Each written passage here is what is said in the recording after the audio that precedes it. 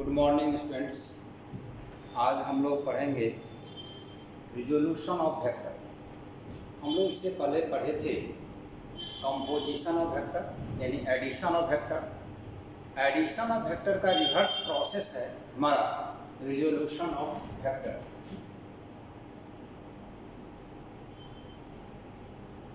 Resolution of a vector. Composition of vector का reverse process है। Composition में दो या दो से अधिक वेक्टर को एक सिंगल वेक्टर से रिप्रेजेंट करते हैं। रिजोल्यूशन उसका रिवर्स प्रोसेस है। रिजोल्यूशन ऑफ वेक्टर में एक वेक्टर को दो या दो से अधिक वेक्टर में स्प्लिट कर देते हैं, ब्रेक कर देते हैं, तोड़ देते हैं। इसी प्रोसेस को कहते हैं resolution of vector. The process of splitting of a vector into two or more than two vectors in a given direction is called a resolution of vector. किसी भी वेक्टर को दो या दो से अधिक वेक्टर में अगर तोड़ दें, जो हमारा डायरेक्शन दिया उस डायरेक्शन में, उस प्रोसेस को कहेंगे हम लोग रिजोल्यूशन ऑफ वेक्टर। किसी जब वेक्टर को जब तोड़ेंगे तो वह प्रत्येक टूटा हुआ वेक्टर गिवन डायरेक्शन में हमारा जो गिवन वेक्टर है उसका कंपोनेंट कहलाता है। The all splitted vectors in given direction is called as component of vector. तो जो गिवन वेक्टर है उसका कंपोनेंट कहलाता है। कंपोनेंट है किसी भी वेक्टर का कंपोनेंट किसी भी डायरेक्शन में उस वेक्टर के इफेक्ट को रिप्रेजेंट करता है कि उस डायरेक्शन में उस वेक्टर का कितना इफेक्ट है। Component of a vector in A given direction represent the effect of given vector। given vector के इफेक्ट को रिप्रेजेंट करता है। इसको समझने के लिए यहाँ पर समझ लीजिए, यहाँ पर हमारा दो डायरेक्शन है। एक डायरेक्शन मान लेते हैं वो x है, दूसरा डायरेक्शन y, और यहाँ पर इस पॉइंट पर हमने एक फोर्स लगाया। फोर्स जो है यहाँ पर किसी ऑब्जेक्ट पर है और ऑब्जेक्ट का मान लीजिए मास m है। ये जो फोर्स लगाते हैं इस डायरेक्शन में, तो इस फोर्स का x में भी इफेक्ट होगा और y में भी इफेक्ट होगा। अगर x में इसका इफेक्ट fx है और y में इसका इफेक्ट fy है, तो ये वेक्टर f का ये आपको कंपोनेंट होगा और ये भी कंपोनेंट होगा। ये x एक्सिस में है, x एक्सिस में है x कंपोनेंट हुआ, ये y एक्सिस में है तो ये आपका y कंपोनेंट हो गया। तो इस फोर्स का x एक्सिस में इफेक्ट fx है और y एक्सिस में इफेक्ट fy है। चलिए हम फोर्स को लगाते हैं। तो किसी भी वेक्टर का कंपोनेंट उसके इफेक्ट को बताता है कि उस डायरेक्शन में उसका क्या इफेक्ट है। अब है कि हम कंपोनेंट कहेंगे किसे, component of a vector along given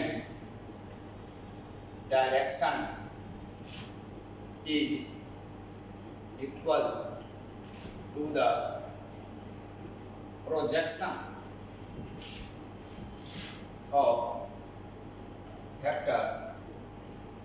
along given direction. जो हमारा डायरेक्शन दिया हुआ है उस डायरेक्शन में उसका जो प्रोजेक्शन होगा वेक्टर का वही कंपोनेंट कहलाएगा।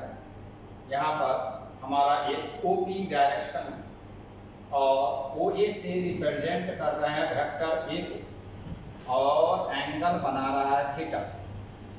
वेक्टर ए ओपी डायरेक्शन के साथ एंगल बना रहा है थीटा। यहाँ से हमने परपेंडिकुलर ड्रॉ किया, ये परपेंडिकुलर हो गया ओबी, यहाँ से यहाँ तक ओबी हमारा होगा ए कॉस थीटा। यही ओबी आपका वेक्टर ए का कंपोनेंट है ओबी डायरेक्शन में, यानी ए कॉस थीटा कंपोनेंट हुआ वेक्टर ए का। यहाँ पर है if vector A makes angle theta with OP direction and AB is perpendicular on OP from point A when OB is equal to A cos theta is called as projection of vector A। Vector A का projection हुआ, it is called as component of vector A along OP direction. यही OB equal to A cos theta है जो vector A का हमारा component कहलाएगा। OP के direction में OB हमारा वेक्टर A का प्रोजेक्शन है, OP के डायरेक्शन में प्रोजेक्शन निकालने के लिए इस पॉइंट से परपेंडिकुलर ड्रॉ किए हैं।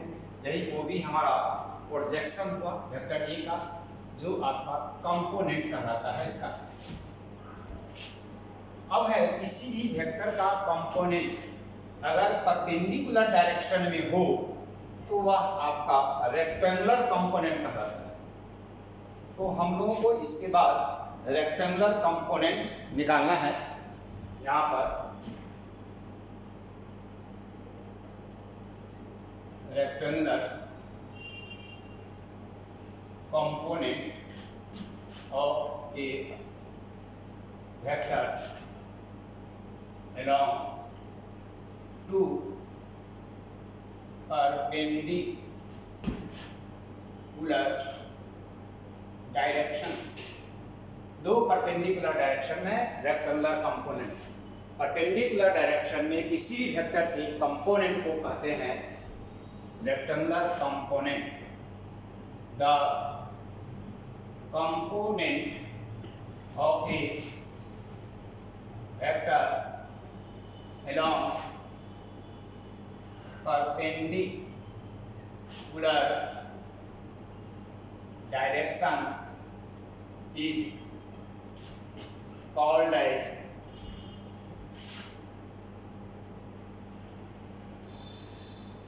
rectangular component of vector। और वेक्टर का कहलाता है हमारा रेक्टेंगुलर कंपोनेंट। तो ये रेक्टेंगुलर कंपोनेंट अभी हम लोग निकालेंगे दो परपेंडिकुलर डायरेक्शन में। यहाँ पर दो परपेंडिकुलर डायरेक्शन लेते हैं हम लोग।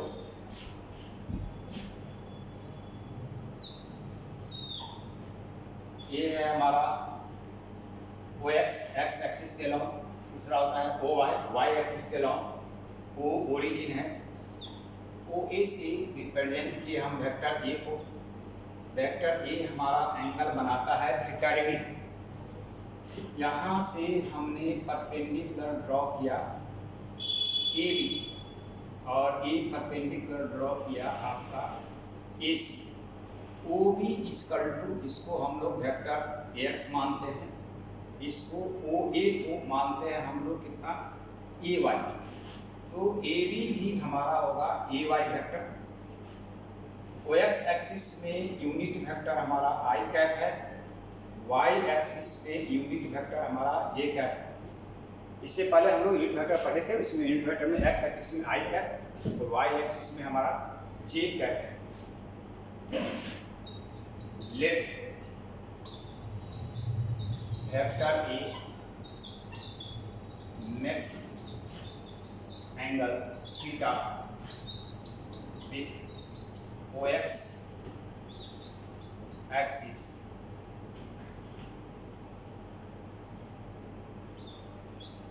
and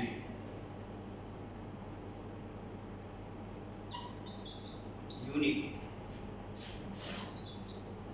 vector I cap and j cap is along OX and OY axis, both are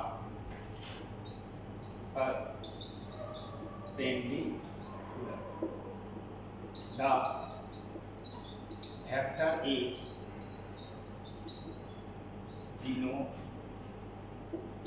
denoted by OA, that is OA is equal to vector A। OA से represent किया है वेक्टर A को, AB and AC are perpendicular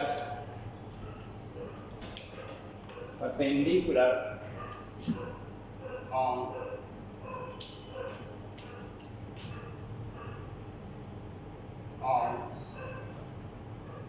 OX and OY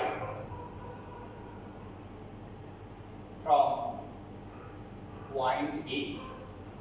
point A से इस पर A B और यहाँ पर ए सी परपेंडिकुलर है।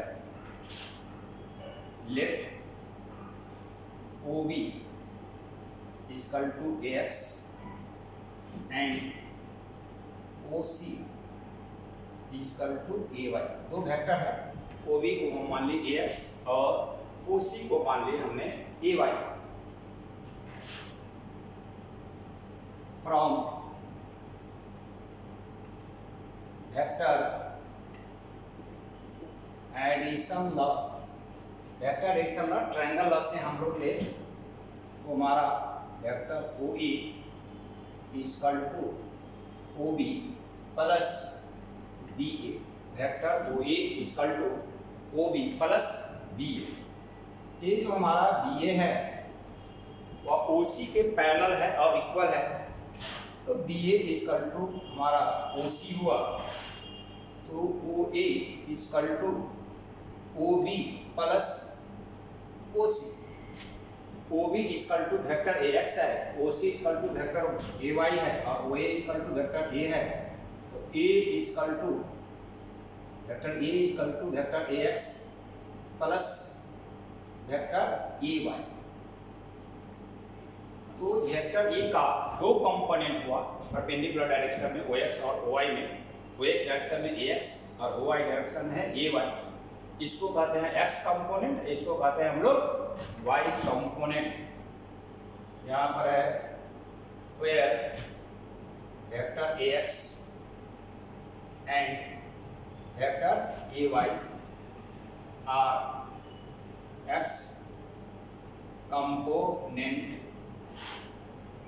and Y component of vector A। ये वेक्टर A का ये X कंपोनेंट हुआ और ये हमारा Y कंपोनेंट हुआ X एक्सिस में।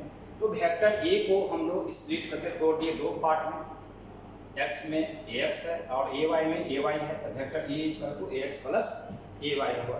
तो इस तरह से वेक्टर का हमारा कंपोनेंट दो निकल गया, X एक्सिस में और Y एक्सिस में। अब है हमारा X एक्सिस और Y एक्सिस में दो यूनिट वेक्टर है, X एक्सिस में I कैप और Y एक्सिस में हमारा जे कैप यूनिट वेक्टर है। तो वेक्टर ए को हम लिख सकते हैं यहाँ पर,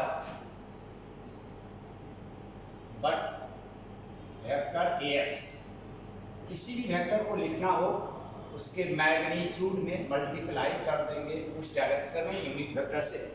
तो वेक्टर AX इक्वल टू हुआ हमारा, इसका मैग्नीट्यूड AX और इस डायरेक्शन में I कैप है, एंड वेक्टर हमारा AY का मैग्नीट्यूड इसके डायरेक्शन में हमारा है J कैप।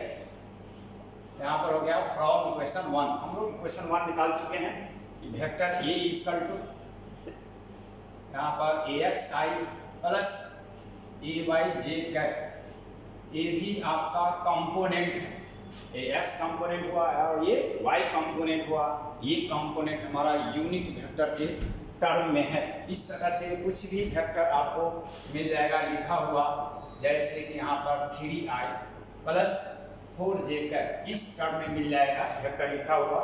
तो ये X कंपोनेंट को रिप्रेजेंट करता है 3 और एक हमारा Y कंपोनेंट रिप्रेजेंट करता है 4। तो इस तरह से वेक्टर हम लोगों को आगे लिखा हुआ मिलेगा। इस पर हम लोग कुछ प्रॉब्लम्स भी डील करेंगे जो आगे हम लोग डील करेंगे इसमें। तो ये वेक्टर हमारा यूनिट वेक्टर I के टर्म में हो गया। अब आगे देखिए, फ्रॉम ट्रायंगल, हमारे पास में एक ट्रायंगल है OBA, इस ट्रायंगल OBA हमारा ट्रायंगल हुआ। ट्रायंगल में हम लोग ले लें cos थीटा इक्वल टू हमारा होगा OB बाई OA। तो cos थीटा इक्वल टू आपका OB बाई OA। OB हमारा है AX, OA है A, तो AX इक्वल टू हो गया A cos थीटा। इस AX का वैल्यू यानी OB का वैल्यू निकल गया हम लोग को A cos theta, and sine theta ले, साइन थीटा परपेंडिकुलर हमारा है BA बाई OA। BA हमारा OC के इक्वल टू है, OC और OC हमारा AY बाई A हुआ। तो AY equal to A sine theta. इस तरह से हमने AX का वैल्यू निकाला A cos थीटा और AY का वैल्यू निकाला A साइन थीटा। इक्वेशन 2 में इसका वैल्यू हम लोग पुट कर देंगे।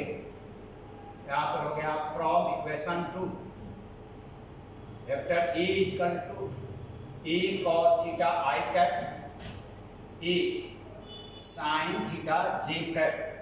इक्वेशन 3, A भी आपका कंपोनेंट हुआ, ये आपका X कंपोनेंट है और ये हमारा Y कंपोनेंट है, ये यूनिट वेक्टर का टर्म में है और ये जो वेक्टर हमारा गिवन है उसी के मैग्नीट्यूड के टर्म में हमारा यूनिट वेक्टर के टर्म में है। अब है हम लोगों को magnitude of vector A। Vector A है उसका मैग्नीट्यूड निकालेंगे, ये जो वेक्टर है इसका मैग्नीट्यूड निकालेंगे। तो यहाँ पर देखें फ्रॉम ट्रायंगल OBA, इसी ट्रायंगल में आ गए OBA में आपका OA का square equal to OB square plus BA square, OA square equal to OB square plus BA square. यह जो हमारा BA है ये OC के इक्वल टू है, तो OA square equal to OB square plus OC square. OA हमारा vector A को रिप्रेजेंट करता है उसके मैग्नीट्यूड को, A square equal to OB AX है AX स्क्वायर, OC हमारा AY है AY स्क्वायर। तो यहाँ पर हो जाएगा आपका मैग्नीट्यूड ऑफ वेक्टर A का magnitude A equal to root under AX square plus AY square. Equation हमारा 4। किसी भी वेक्टर का जब दो कंपोनेंट हो रेक्टेंगुलर कंपोनेंट, तो उसका मैग्नीट्यूड निकालने के लिए रूट अंडर x कंपोनेंट का square plus y component square, इसका इसे मैग्नीट्यूड हम लोग निकालेंगे। अब है कि इस वेक्टर का डायरेक्शन कोसाइन कितना होगा, ये डायरेक्शन कितना होगा, तो डायरेक्शन एंगल हम लोग निकालेंगे। ट्रायंगल हमारे पास में है ओ बी ए, यहाँ पर है direction angle of vector A, vector A का डायरेक्शन एंगल, वेक्टर ए का मैग्नीट्यूड निकाले। डायरेक्शन एंगल है from triangle O B A, ये ट्रायंगल हमारा है ओ बी ए, ओ बी ए। यहाँ पर हम लोग tan थीटा लें तो tan थीटा का वैल्यू हमारा होगा परपेंडिकुलर बाई बेस, परपेंडिकुलर है हमारा B A by O B, B A हमारा ओ सी है, ओ सी बाई, तो tan थीटा का value O C equal to A Y है और ये हमारा O B equal to A X है। इक्वेशन 5 हुआ tan थीटा का, तो थीटा इक्वल टू हमारा होगा tan inverse A Y by A X. ये हमारा डायरेक्शन एंगल निकल गया वेक्टर ए का, वेक्टर ए का direction angle tan theta equal to होगा y component by x component, तो वेक्टर ए का हमारा ये डायरेक्शन एंगल निकल गया। इस पर कुछ क्वेश्चंस हैं, इसको हम लोग देखें।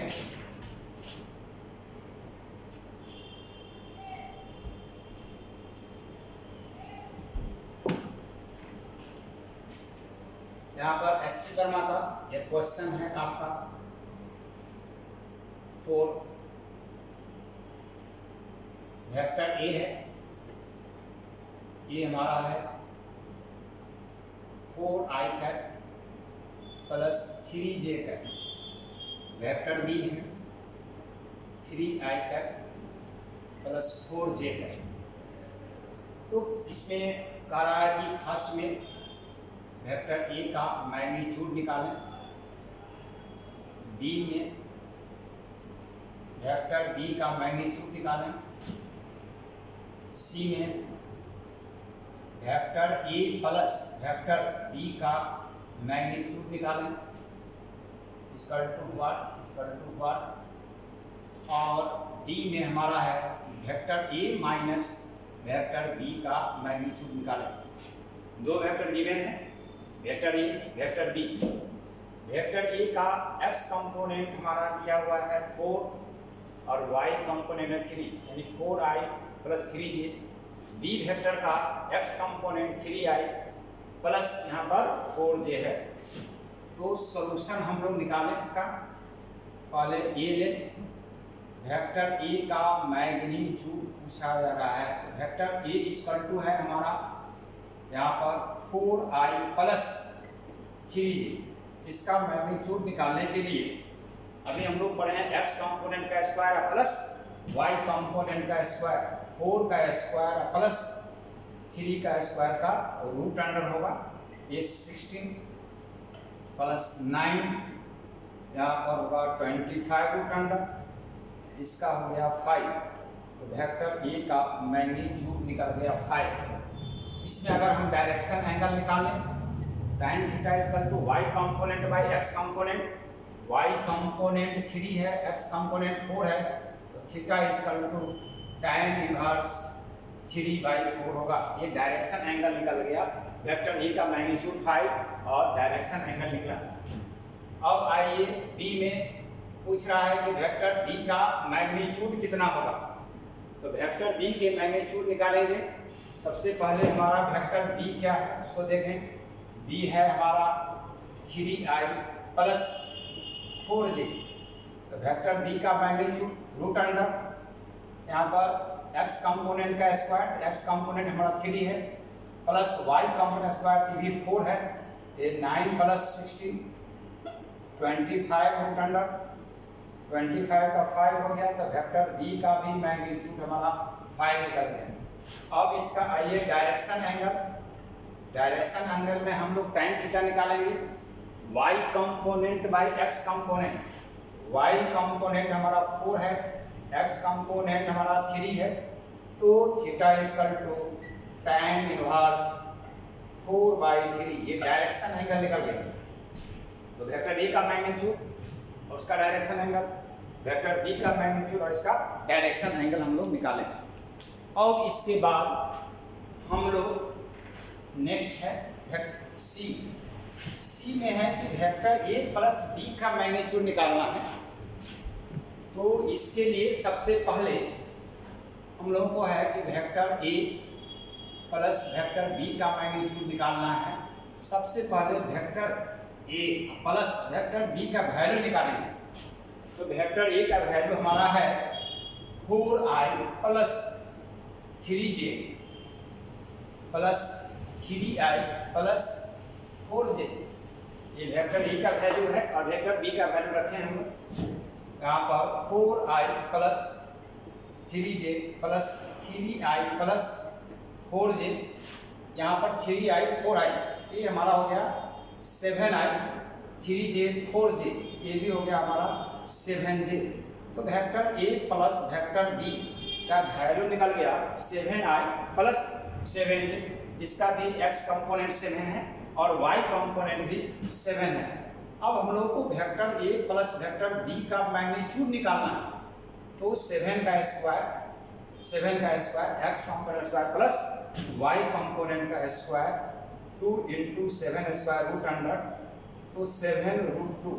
ये आपका a प्लस बी का मैग्नीट्यूड निकल गया। इसमें अगर डायरेक्शन अगर निकालें हम लोग tan theta equal to y component by x component, y component भी 7 है, x कंपोनेंट भी 7 है। तो थीटा इक्वल टू हमारा होगा tan इनवर्स 1। tan इनवर्स 1 हम लोग जानते हैं ये 45 डिग्री होता है। तो एंगल हमारा 45 डिग्री है। इस तरह से हमने vector A plus vector B का मैग्नीट्यूड निकाला। अब हमको निकालना है वेक्टर ए माइनस बी।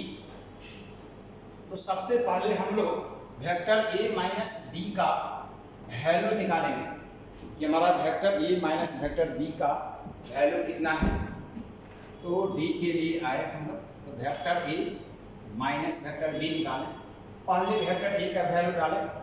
ए हो गया 4i प्लस 3j माइनस हमारा होगा 3i प्लस 4j। यहाँ पर वेक्टर ए का वैल्यू हमने लिखा और वेक्टर बी का। अब है इसको सॉल्व करेंगे। 4i plus 3j minus 3i minus 4j। तो हमने यहाँ देखा 3i है माइनस ये 4i है तो 4 minus 3i plus 3 minus 4j। तो यहाँ पर हो जाएगा आपका i हुआ ये 1 हो जाएगा और ये माइनस 1 होगा तो माइनस j। तो vector A minus vector B का वैल्यू हो गया i कैप माइनस j। अब है कि vector A minus vector B का मैग्नीट्यूड हम लोग निकालें। तो यहाँ पर x कंपोनेंट का स्क्वायर प्लस y कंपोनेंट, यहाँ पर x कंपोनेंट भी 1 है तो यहाँ होगा 1 का स्क्वायर प्लस ये माइनस 1 है, माइनस 1 का स्क्वायर का रूट अंडर हो गया ये 1 प्लस 1 रूट अंडर रूट 2। तो इसका मैग्नीट्यूड निकल गया रूट 2। माइनस हो या प्लस इसको स्क्वायर माइनस को स्क्वायर करेंगे तभी प्लस होगा, प्लस रहेगा तभी प्लस होगा। इसलिए माइनस जब रहे तभी प्लस का ही यूज होगा कारण इसका स्क्वायर करने पर प्लस हो जाता है। अब इसका डायरेक्शन एंगल, तो डायरेक्शन एंगल निकालें तो tan theta y component by x component. तो y कंपोनेंट यहाँ पर हमारा माइनस 1 है, x कंपोनेंट हमारा 1 है तो tan theta equal to minus 1। तो tan theta equal to tan inverse minus 1। तो ये हमारा डायरेक्शन एंगल इसका निकल गया। इस तरह से vector A minus vector B का वैल्यू हम लोग निकाला। इसे बहुत सा क्वेश्चन होगा इसका मैग्नीट्यूड निकालना है और डायरेक्शन भी निकालना रहता है। उसको हम लोग इसी फॉर्म से निकालेंगे। एक और एग्जांपल देख लीजिए आप। यहाँ पर एग्जांपल है फर्स्ट में है वेक्टर ए है हमारा, वेक्टर ए का मैग्नीट्यूड है, वेक्टर ए है 8i माइनस 6। अब है कि वेक्टर ए का मैग्नीट्यूड निकालना हो और डायरेक्शन एंगल। यहाँ पर 8 का स्क्वायर प्लस -6 का स्क्वायर करेंगे तो प्लस नहीं होगा, तो यह होगा 64 प्लस 36, ये हमारा 100√100 तो 10, इसका 10 मैग्नीट्यूड निकल गया वेक्टर ए का। अब इसकी तरह से हम लोगों को एंगल निकालना है, तो tan थीटा बराबर यहाँ पर हमारा हो जाएगा y component by x component, y component -8 है -3/4 theta is equal to tan inverse -3/4। तो आज हम लोग पढ़े rectangular component of a vector. ठीक है, नेक्स्ट थैंक यू।